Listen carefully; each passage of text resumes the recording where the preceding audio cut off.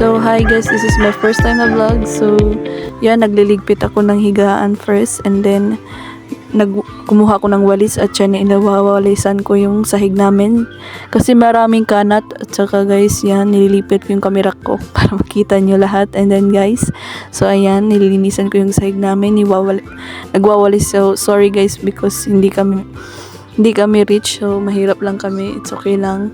So guys, don't judge na lang guys. So, nilinisan ko yung sa balkon and then yan. Then sa kwarto nila mama guys, nililigpit ko yung higaan nila guys. So yan. At saka yung kumot. Yun guys. So sorry guys because hindi ako nagsasalita ng pa-diretso. At saka guys, yan. Mga kumot nila mama. Yan. So guys, hindi pa ako natapos. So yun. Yung tsaka bedsheet nila mama guys.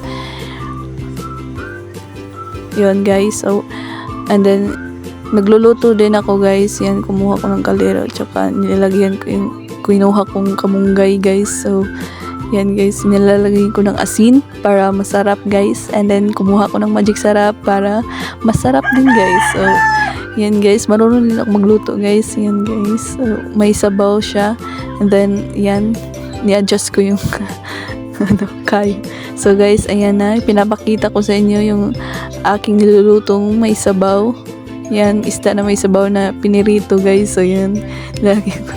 At susunod yung itlog guys. So nilalagyan ko yung itlog and then niluluto namin guys gamit yung kahoy lang kasi naubos na yung gasol namin. Ayan guys, so yan, naluluto na yung talong and then yan, yung itlog sunod.